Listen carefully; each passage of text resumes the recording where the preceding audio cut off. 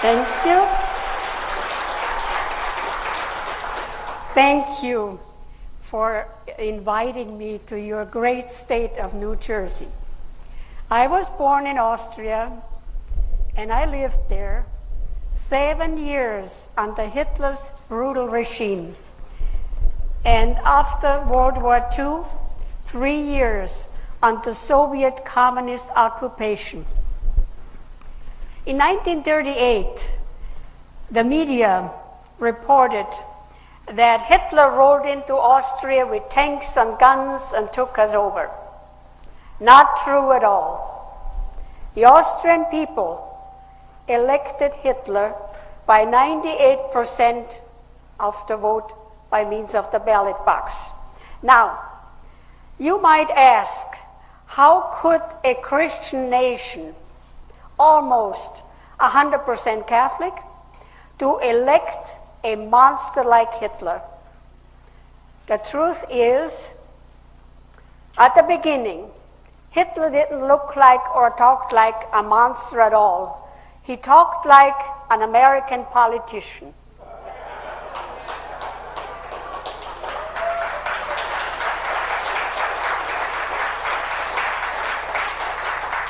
In 1938, Austria was in a very deep depression.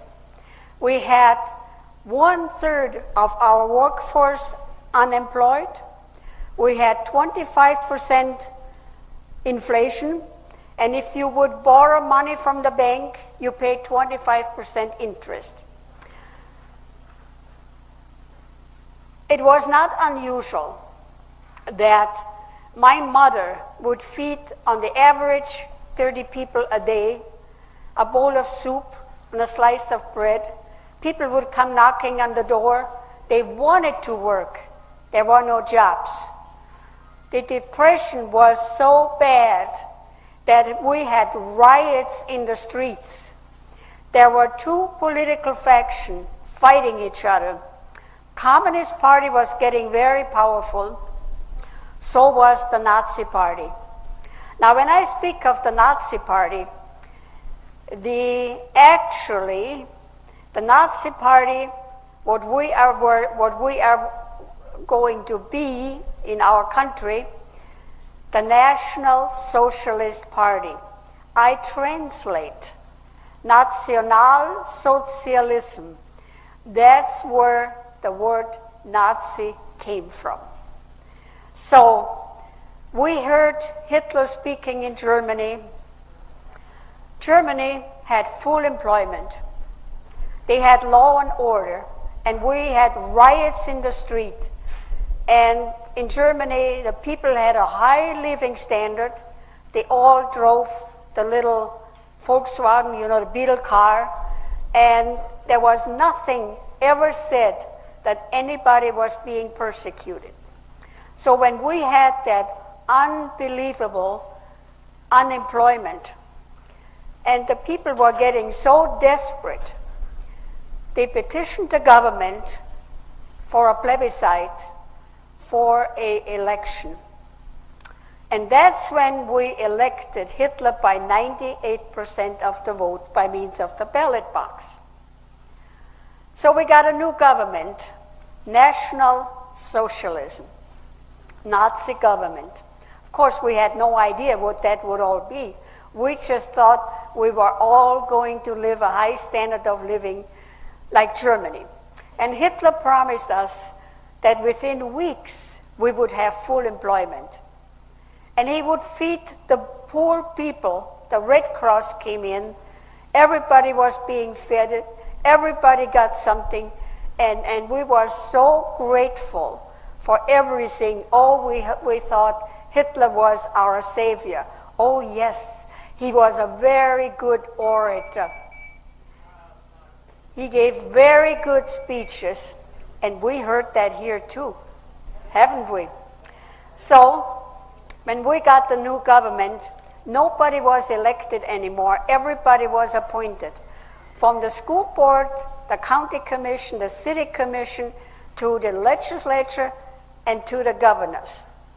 And Hitler said,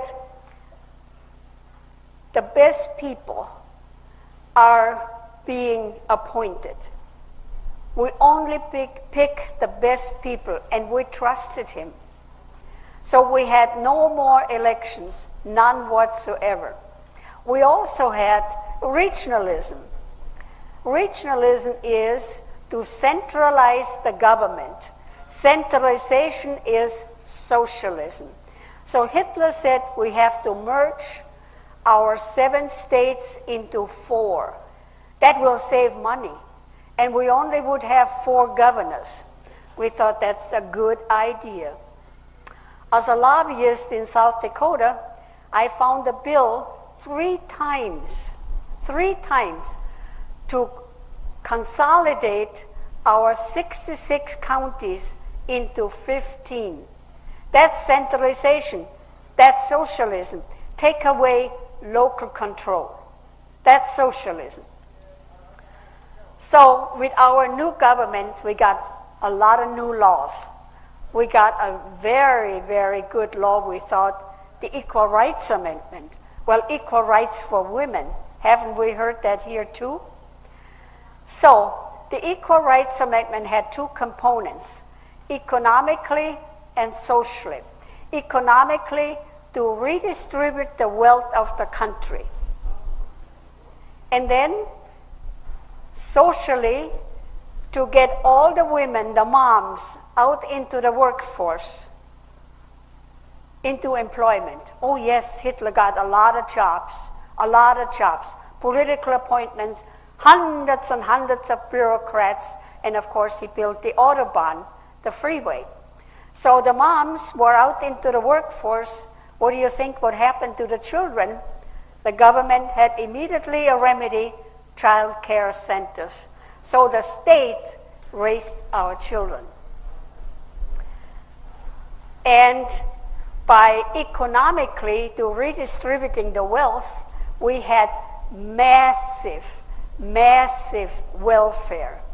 Because we had a guaranteed income, the government declared that everybody has to be equal, have an equal income. Those who worked hard paid 70% taxes, and those who were down here, they were getting the equal income like those who worked hard. That's called socialism.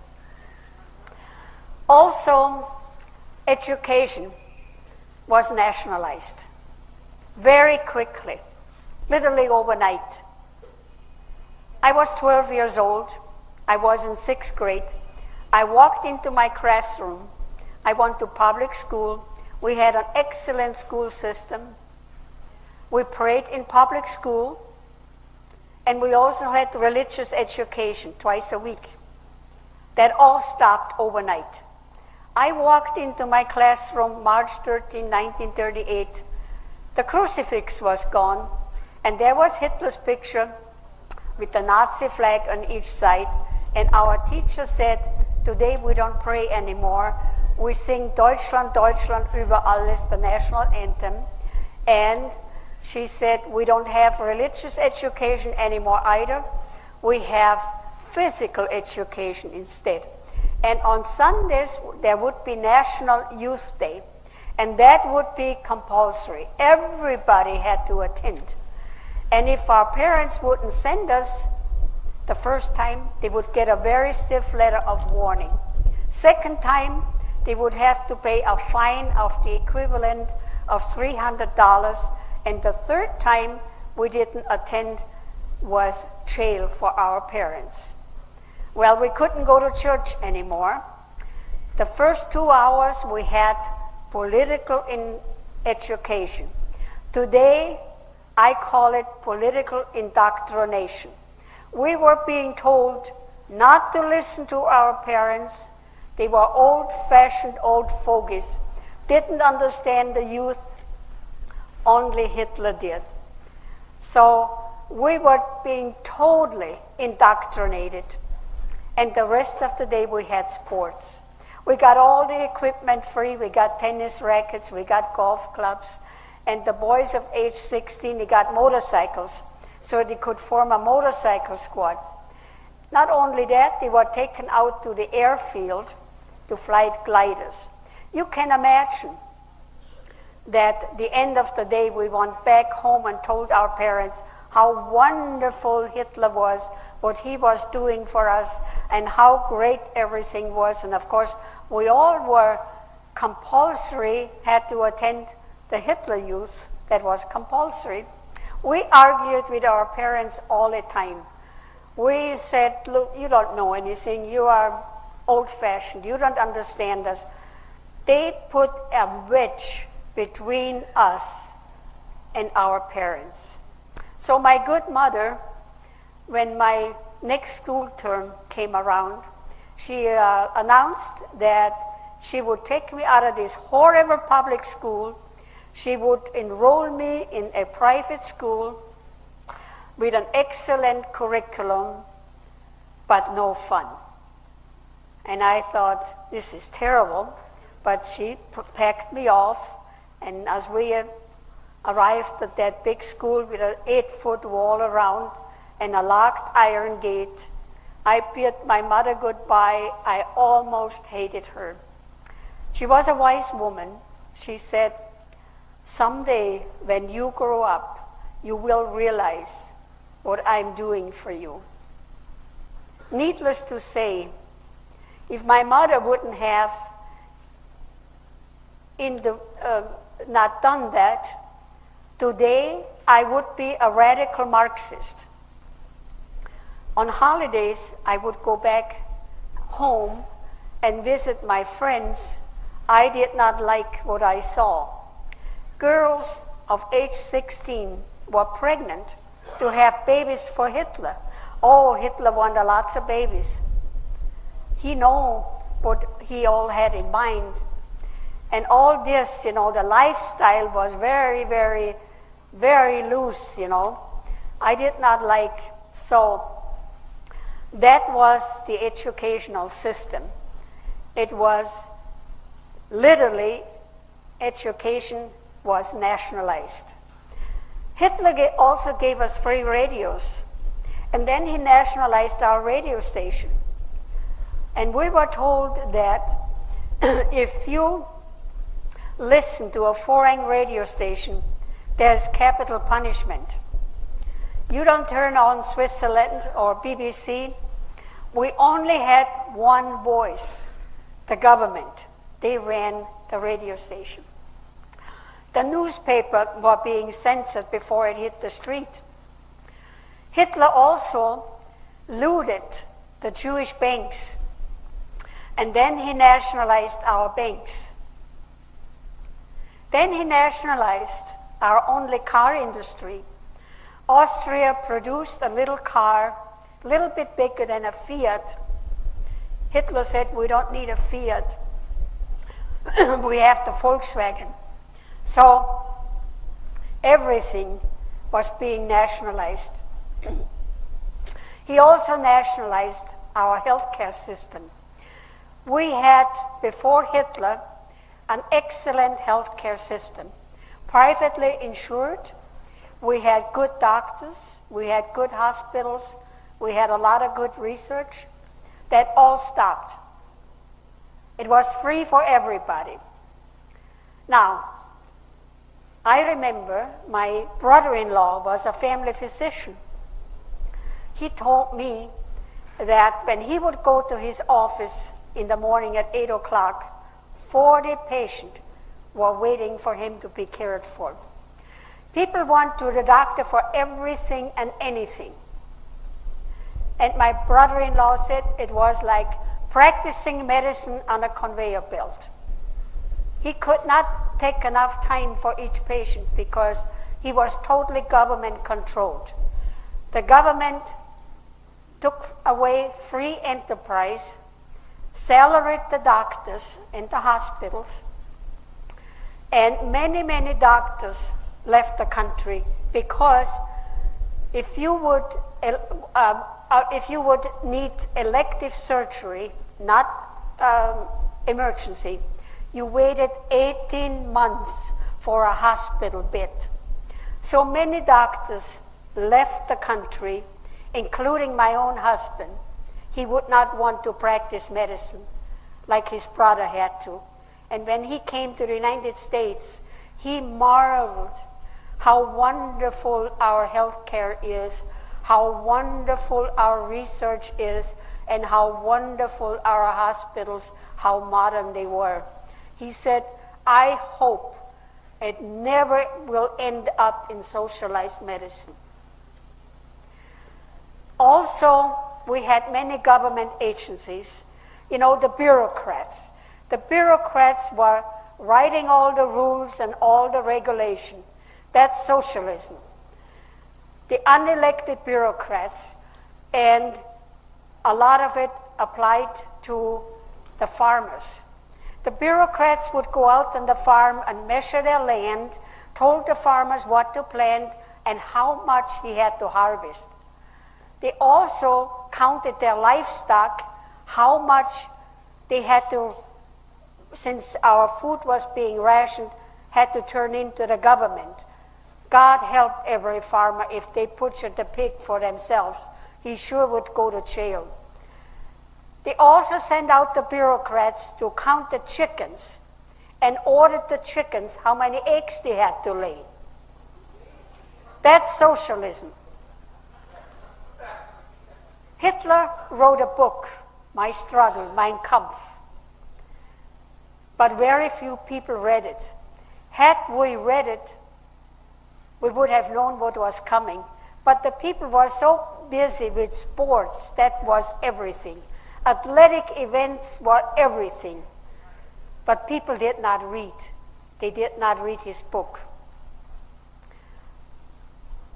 We also had abortions, of course, were highly illegal. Hitler wanted a lot of babies.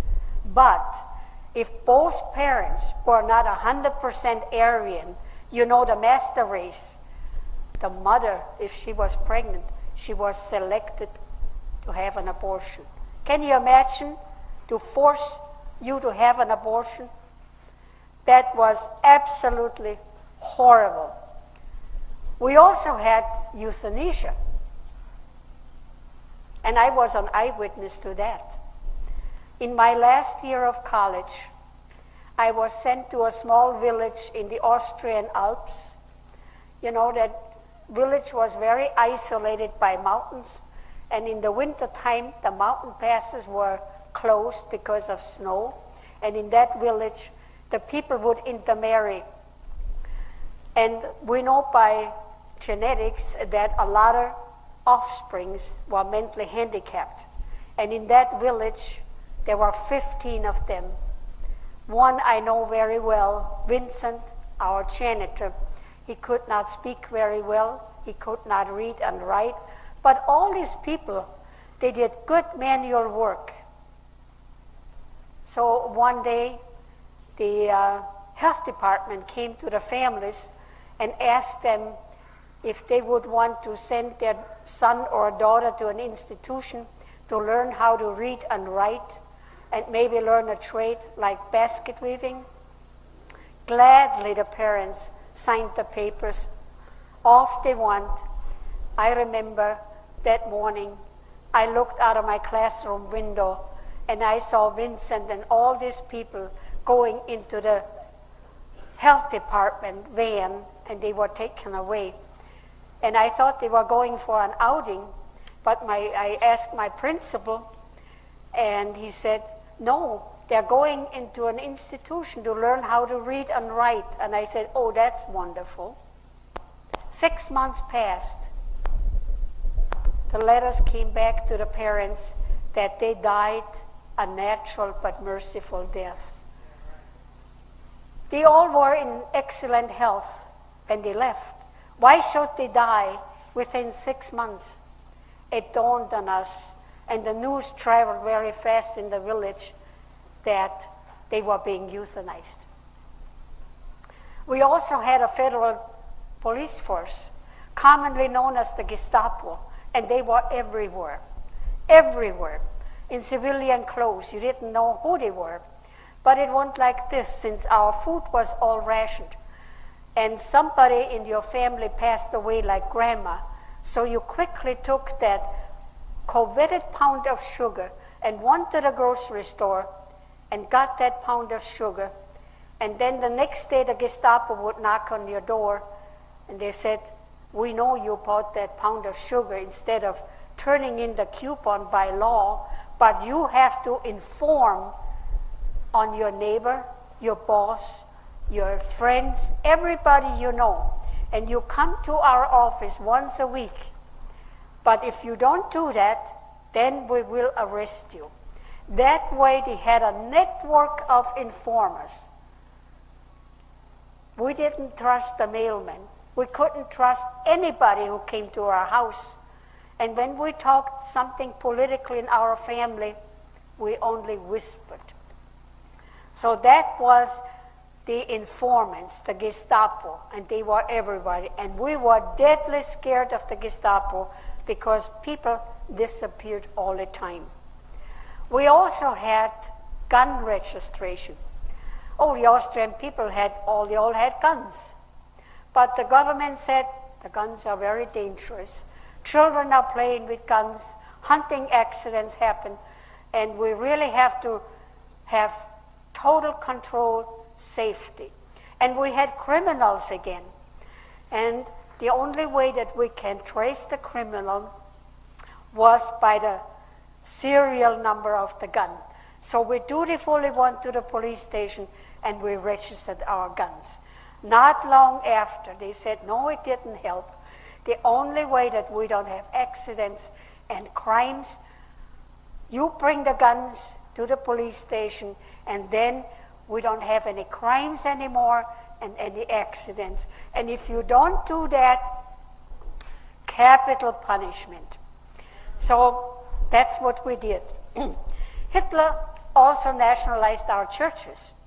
He said those beautiful cathedrals need a lot of upkeep and restoration, and there's not enough money coming in by private donation on Sunday. So we have to have a church tax. So when they pay their income tax, you pay 2% church tax. That way, Hitler could control the churches.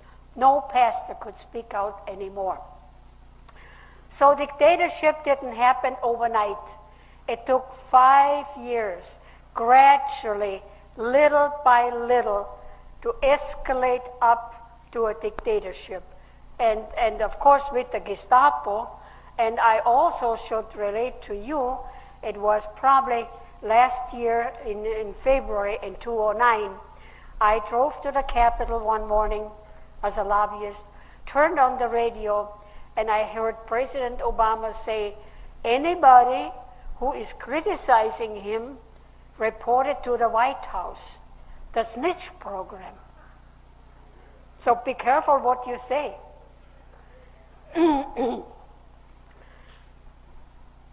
Our borders were being closed. Nobody could get in and nobody could get out. We were sitting ducks. That's what happened to us. Also, I had the opportunity in November 1985 to go to Switzerland to the summit conference between President Reagan and Premier Gorbachev. I was to accommodate the American women who went over there to support President Reagan. My other mission was to infiltrate the Communist Peace March. And I came in disguise as a horrible-looking hippie. I marched with Bella Abzug, the congresswoman, the late congresswoman, Jesse Jackson, and Barbara Boxer. And as we arrived at the Hotel Hilton for the press conference, I saw a group of people there who were not at the Peace March. And I walked up to a woman and I said, how come you were not at the Peace March? And she said, well, we are all members of the German Communist Party, and we couldn't get legally into Switzerland, so we went over the mountains. Hence, all their muddy boots and torn jackets. So I said, well, tell me more about what is the occasion, what you are doing here. Well, first of all, she said, we are supporting Premier Gorbachev. And I said, well, that's also interesting. Tell me more. what are your real goals? So she said, well, right now we take Nicaragua and Honduras, then we go into Mexico. And I said, why Mexico, such a poor, corrupt country? She said, that is our major goal. I said, why? To take back the territory what America stole from us. California, New Mexico, Arizona, Texas. And I said, look, you cannot do this. You need a lot of people. It sounds to me like a revolution. She said, you American are so naive. Your churches are doing the work for us. And it hit me like a ton of bricks, the sanctuary movement. There are a lot of churches who are bringing in the illegals. So I said to her, tell me, when is this event supposed to happen? She said, that all depends who your president is. Maybe 2004, but most possible 2008. Who is our president? And look what's happening at the border. When I saw on television in Los Angeles when they marched, they carried the Mexican flag and they trampled on the American flag. It dawned on me, they're here. When the people fear the government, that's tyranny.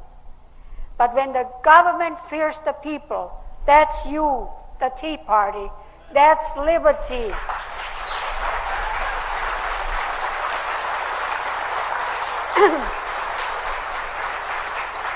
Keep your guns. Keep your guns and buy more guns.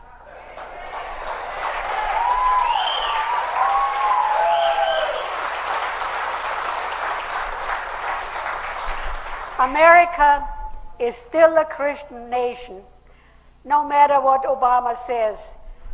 I am an optimist. God is still on the throne. He did, thank you. He did not fail us in Austria when the Americans liberated us, and he will save America.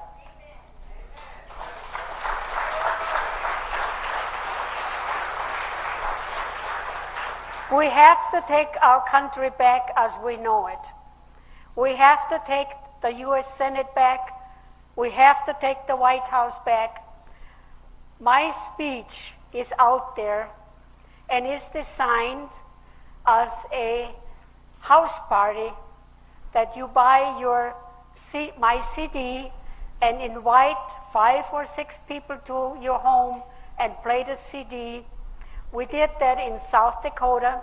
We elected a very conservative congresswoman. I went to Minnesota. We elected Michelle Bachmann.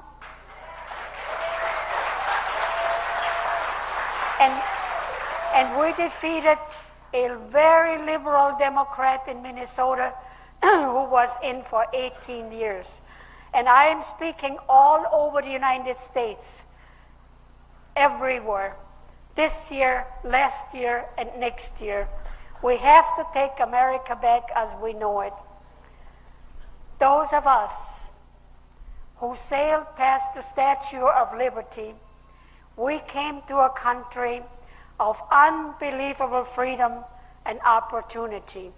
America is the greatest country in the world if we can keep it. God bless America, and God bless you. I want to thank each and every one of you for coming out today. I remind you, please, it's urgent that you spread the word. Let people know what this movement is about. Let them know that there is hope in this country. Also want to thank Project Shining City for videography today. Thank you very much.